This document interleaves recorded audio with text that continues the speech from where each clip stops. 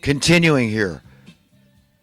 Yeah, the idea that we haven't complied, we haven't conformed, we haven't capitulated, we haven't acquiesced to the whims of the God of this world sufficiently, adequately, so that we are able to not only exist but to thrive.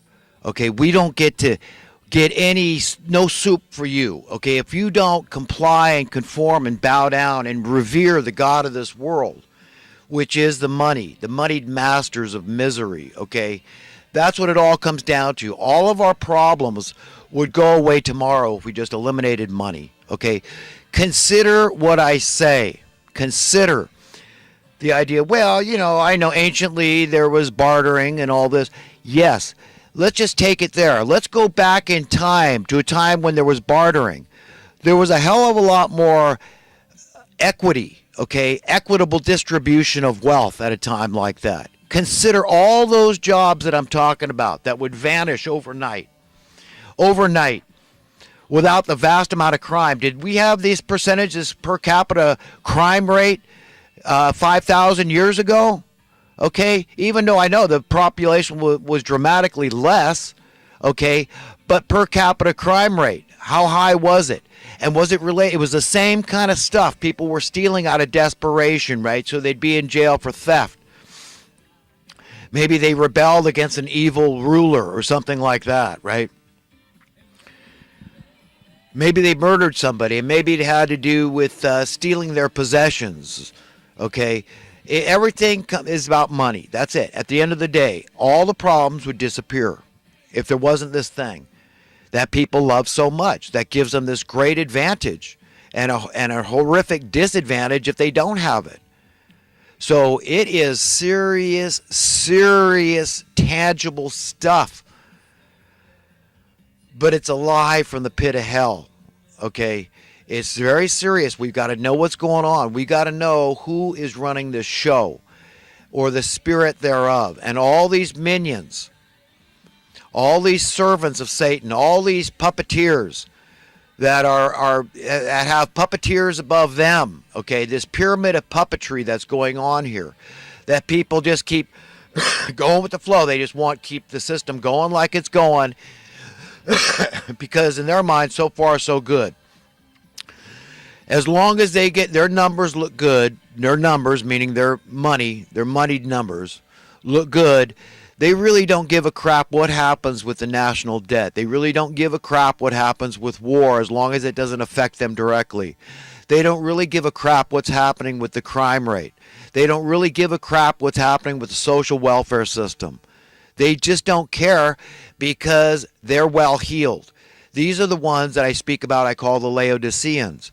Why so many of the Christian churches out there today are like this, that these people get too comfortable. This is the problem. I'm not saying that we shouldn't all take time to stop and smell the roses. That's very important, that we need to get comfortable to a degree in this storm. That's what it's like. I mean, we're all surviving. If you're a decent, upright person that's unwilling to compromise an iota of your soul, your integrity, your honor, then you're walking on water, okay? That's what it's like living in this world successfully. That's success to me. It's just coping, just contending with the powers that be, knowing in your heart of hearts you're a good American. You're an egalitarian. You're an equalitarian. You want God's rule to be the rule of the day. You want Jesus Christ to be ruling over the affairs of men. And if there's not any money in that reality, that's what you want. But remember what you're up against. Like me, you're up against being hated with no cause, for no cause at all, no justifiable cause. But you're unwilling to comply and to conform with the God of this world, into the whims of the God of this world, and all the proponents of caving into the whims of the God of this world. Okay, so you're hated by these people. Okay, rightfully so. You could say, well, yeah, it's rightful, yet you disagree with them to the extent that you're defiant. You're unwilling to go along with their program. You're unwilling to comply and to consent to this direction, this trajectory they're taking us on of death and destruction. I mean, we all know it can't work. The entire establishment is nothing but a Ponzi scheme, nothing but a pyramid scheme. It's destined to destruction. How can it go on like this? It's a snake eating its tail and strangling humanity in its grasp. In the meantime, in the whilst, it's just eating itself and killing us, murdering us. And this is how it's doing us. And to what ends? I mean, these elitist scum, these hypocrites at the top, these are devil worshippers, whether they're aware of it or not. If they know they're deceiving people on purpose, telling you that you're the cause of the of climate change, it's your fault because you drive a car. It's your fault because you heat and cool your house and use appliances. It's your fault if you started a campfire. It's your fault because you're creating CO2. That's what they're saying. CO2 is an enemy of the earth. When a forest fire puts out incalculable amounts of CO2. When a volcano puts out incalculable amounts of CO2. So, we're in this thing together here, folks.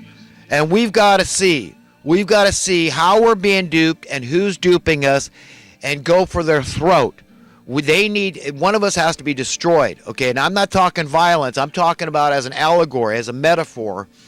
These people need to be put in their place, and it's God's will that human beings are the foot soldiers. We're God's hands and feet, eyes and ears on the ground. We have to accept the empowerment of the knowledge that's been given us, the wisdom that's been given us, the truth, the whole truth and nothing but the truth that has empowered us, that's been given us, endowed upon us by our benefactor, no less than God Almighty, our owner, the Creator God. And we've got to demand progress, demand justice, because who said that? Thomas Jefferson, the degree of tyranny we live under is the degree we accept. And people, so many of them go along with it because it's not their tyranny. They're not experiencing it directly. They are experiencing it subliminally through osmosis on a semi-conscious, subconscious level because it's impossible not to. That's it. It's an immutable law, immutable fact that we're all going to get our share of suffering in this thing because we are inextricably interconnected. Our welfare is literally his welfare and her welfare. And his welfare and her welfare is literally our welfare and vice versa. Our welfare is their welfare. That's the way it works. So as well-heeled as people get and as cocky and reassured they are with this sense of security they have in this world and their sense of freedom in this world, okay, in no way means that they are secure in knowing they're going to go to a better place. That's what we want to be sure that we're found worthy and deserving of attaining, is just a way out of this crap hole. And in the meantime, fighting the good fight to fix it, to turn things around, to get the worm to turn, to change this trajectory from an ever-growing wealth disparity. Not through the Robin Hood principle, not through socialism and communism and welfarism and getting people to, you just have to comply to this way of thinking and it's all going to work. No, that's not the way it works. It's never worked through communism and all this. This is a form of fascism. It's authoritarian. It's totalitarian. It's cramming stuff down people's throats. It's forcing them to do stuff. And it never works. You ever heard of an attorney? Okay, unless you're going to outlaw attorneys, okay, you're going to have to make a law against attorneys. That could be pretty tough because they're writing the laws. Then you're always going to have loopholes. They're always going to find ways to avoid their taxes. That's it. So it's never going to work. Never. We've got to work together with the capitalists out there. We've got to say we get it, but we demand one thing: progress, logic. Let's do the math. Believe in fiscal conservatism and say, hey, look, I can prove to you that giving out a minimum guaranteed income will save society an incalculable amount of money. Think about it. Think about how much is spent in the court system, in the judicial, the criminal industrial complex. That's your money, my money, taxpayer money, in the dubious war industrial complex, in the debt industrial complex, in the social welfare industrial complex. Consider what I'm saying, folks. I make sense. I'm logical. I'm reasonable. And I'm willing to do the math, okay? And I'm willing to, don't call me a wild-eyed liberal, okay? No. No, I'm a fiscal conservative.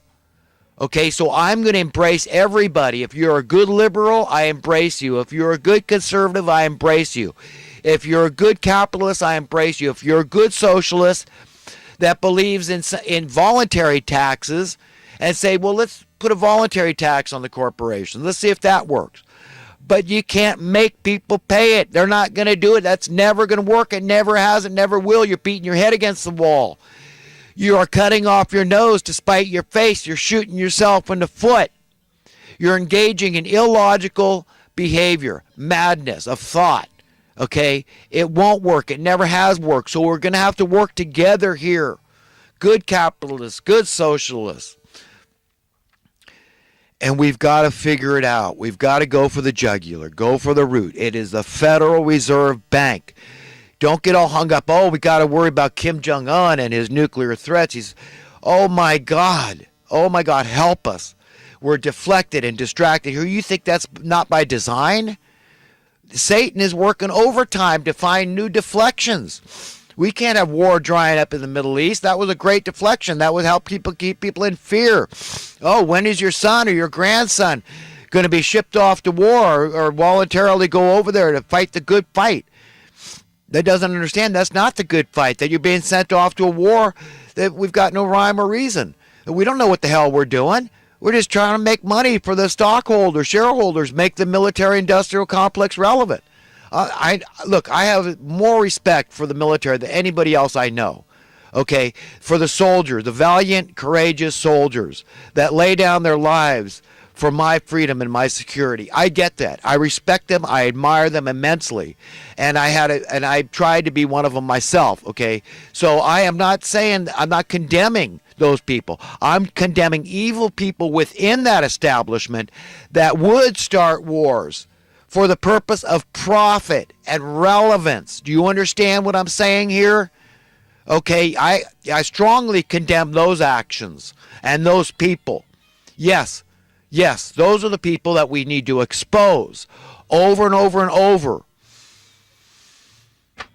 Same thing, folks. You want solutions? Then you're a radical. You are a freak, man. You are such a threat. You are so controversial to the status quo establishment that just wants to keep going on this trajectory. Just keep going this way, man. We've got the stock market at record high, but is it helping people? Come on up to Northern California. You tell me how wonderful it is. Come here and become a self-employed landscaper. Let me tell you how wonderful it is. It's very insecure. There's a lot of guys out there that do your job for less. Okay, people are tightening their belts. Their expenses are going up. Their water bills are going up. Their electricity bills are going up. Their rents are going up. Their mortgages are going up. Do you understand? They need to tighten their belts. They need to do more and more stuff themselves. Whatever they can do themselves, they need to tighten their belts. So whoever's dispensable, whoever's not doing a job that's absolutely necessary, if you're not a plumber that's going to fix a broken pipe and stop their house from flooding, where they're going to be able to, extricate or extract, $100 an hour or whatever. Or if you're not a mechanic that's going to fix the car that you absolutely need as your transportation to work. If you don't have one of these jobs that's seen as super important, a lot of people will just say, we don't need you anymore. They'll paint their own house. They'll do their own stuff, okay, because they need the money. They're insecure. It's not helping people on Main Street that the Wall Street is soaring, okay? It's not. People keep their investments intact. They keep them in their investments. Otherwise, they don't do them any good. It's not like they say, oh, I'm getting all these dividends, and now I'm going to spend it on Main Street. I don't see that happening. Come up to Northern California and show me where I'm wrong. And I know there's plenty of other parts of the country. But if you're living in a bustling little metropolitan district that's experiencing a boom, okay, then it's not that way. Okay, and yes, it's good for the economy. If you just had a flood or an earthquake come through your town, there's going to be a lot of work. If you're in the construction industry, you don't know what the hell. A guy like me, you don't have time to think. You're so busy trying to help people fix their house. You got so much work, it's coming out your ears, right? So yes, that's good for the economy. That's the kind of stuff I'm talking about here. That's why wars are always good. After a war, the people in those war-torn countries, they like it because now there's lots of work for them. It's sick, folks. We're a sick and twisted species. We have to admit it and face it. That soldier that killed somebody in an immoral manner, that is feeling remorse from what he did, and he shoots himself in the head, you are that soldier. You are that bankster that robbed people in 2008. You're that one that is accepting all this ill-gotten gain. You accept being made whole when you were the thief. You were the criminal. You were the culprit in causing these problems. And you're out there. We're all these people. We're everybody. We're all together here. Okay? Whatever industry you work in, if you're in the debt industrial complex, 25% of Americans, not too long ago, 10 years or so ago, I remember that was the